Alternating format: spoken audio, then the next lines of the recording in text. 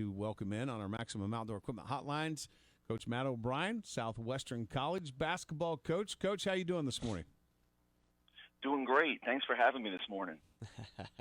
Well, I had to get you on this show. Me and you being good friends and knowing what you like to do for the KCAC and for Southwestern. I just wanted to get you on the show and have you give a chance to talk about, kind of what's coming up for this season for you. Yeah, absolutely. And maybe even get back to those old Central Christian days 15 years ago when we were working together. That's right. Well, obviously, basketball season is just right here, right upon us, and KCAC basketball is always exciting. What do you kind of expect out of the league this year? Well, we've got a tremendous league. We had 4 teams go to the national tournament last year, 2 at-large bids, and that's the first time in the KCAC that's ever happened. I've been in the league for over 20 years as a player and a coach, and it's way more competitive now than it's ever been. And with 4 teams in that national tournament and 3 of the teams getting wins in the national tournament, and we had 2 teams go to the Sweet 16. The amount of talent and coaching in this league is really remarkable. Yeah, so just talk about and I know, like, you always, have struggles with recruiting and stuff like that. I mean, me and you have been around each other for a long time. So talk about some of those things, like what it's like trying to get a kid to come play basketball for you at Southwestern and, maybe even just the KCAC in general. Well, it's a lot of hard work, as you know. Recruiting it's 365. You have to be able to get after it. But for us, at Southwestern, the last 2 or 3 years have taken a bit of a turn in a positive direction for us, where we've been able to get more local kids. We've sprinkled local kids in before, where we've had some kids from Mays and Wichita. This year, we have 2 kids from Mark City. We have 1 kid from Halstead. We have a kid from Mulvane. So we've had more local kids. In the past, we've really relied more heavily on going south into Texas area, especially in Dallas for recruiting. We still do that, but there's a lot of good basketball here in Kansas, and we've been able to attract, as our program has gotten stronger at Southwestern, we've been able to attract more of the local kids. So, Kevin Clark from Ark City, he could have gone to a number of schools in Kansas and the United States and came to us. Well, we were able to get a Division I transfer last year, another Division I transfer this year. So as our program has gotten stronger, we've been able to attract more people. We have such a great history at Southwestern, and as we've really built it up here, we've been able to attract kids from all over the country, but most importantly, right here in Kansas. There's a lot of good, solid, fundamentally sound basketball players, and we're getting them to come to Southwestern. Coach, when you look at this and you kind of go on the recruiting trail and you start looking at kids, how do you kind of compete against not only other teams, obviously, within the conference, but obviously JUCOs take a lot of Kansas kids. There's a few kids that do make it kind of to that Division I level. You got Division IIs out there. What's kind of the selling point that you use at Southwestern? Well, it's so cliche to talk about culture. Everybody's talking about, but I think we really have a strong culture where it's a certain type of kid that we get. And then we're very unique in what we do. We double down on who we are. So, I may do things a little personally unorthodox at times, but we just double down on that. We really care for our guys. We spend a lot of time on individual instruction, and when we recruit somebody, we're able to show them the exact plan. We've had kids who've been very successful here from no scholarship offers going to pro. We've had 2 kids one was actually National Player of the Year at Southwestern with no scholarship offers, came in and was able to develop into the best player in the United States at the NAIA level. We've had others who have had drastic improvements as well. So we're able to point to the family environment. Winfield is great. It's a small community that really supports what we do.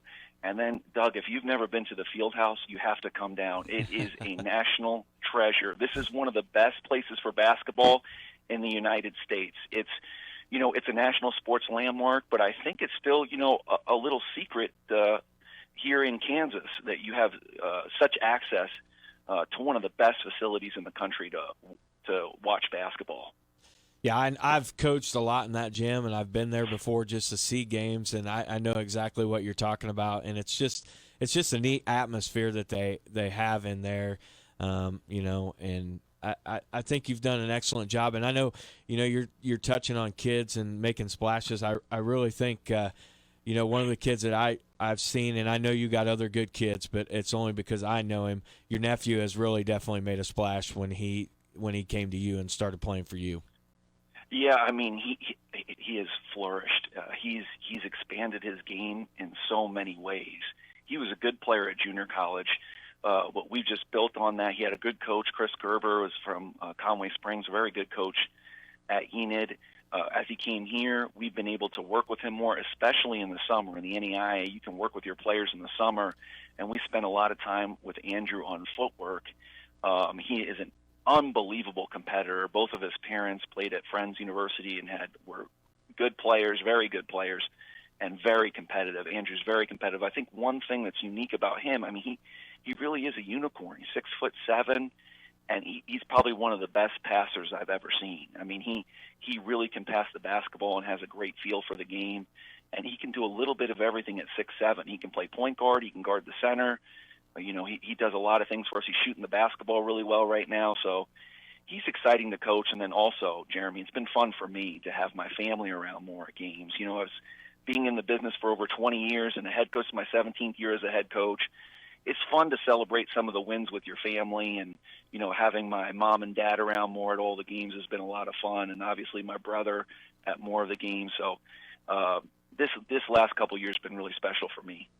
I coached in the KCAC for a while on the football side, so I have been to the football field many times. So I will look forward to coming and checking out your team and watching at one of your home games. And I tell people this all the time about this league. On the football side of things, obviously I have more experience there, but you got kids that their athletic ability is great. They may be a step slower than maybe a Division I player, or they may be an inch shorter than what a profile says that a Division I player should be at a certain position. But from pure athleticism, the speed of the game and everything, it is as good as it gets. Is basketball kind of translate the same way? Yeah, you're exactly right, Doug. And I think what we look for is, when we're looking at an athlete, if they fit us, because we play a specific way, we have a system. But, an inch shorter or a step slower is not a problem for us. Where we're not going to give at all is attitude and competitive spirit. So, we think if you have the will to get better, that, we have coaches that can match that intensity to help you get better. And it doesn't bother us if a guy is 2 inches shorter at a certain position. We're going to start 5 guards this year. We're not afraid of that. We'll get our guards to rebound. We'll have a point guard that can guard all 5 positions. We're looking for good competitive basketball players. We'll put them in a certain spot, and we're going to compete. Yeah, so touching on that more, what are some of your goals that you've kind of set for the guys this year, and kind of told them, hey, here's where we need to shoot for, and this is what we need to get done? Well, all of us are reaching for that conference championship. It's really tough with 14 teams. And we'll have, 3 or 4 teams that probably have a really good chance of being in the top 25. So to win the conference, you almost have to be like an Elite 8 team in the country. And now with NAIA being one division, you're talking about close to 300 schools. So you have to be an elite basketball team. So we're going, we have a goal of a conference championship. There's also a lot of very other good teams in the league as well. But we also have the big dream and the vision of a national championship. And some may call us crazy, but if you can't see it, it'll never happen. And, we can see it in our program, we can see it, but we know it's a day-to-day process that you have to work for it. And so the key for us is getting up every morning and practicing hard. And our big goal is to get just a little bit better every single day. Yeah, because one of the schools I'm looking at, and it's on your schedule, it looks like, on the 16th, you're at Oklahoma Wesleyan, which I'm guessing they have a 3 in front of there, so they're nationally, ranked right now.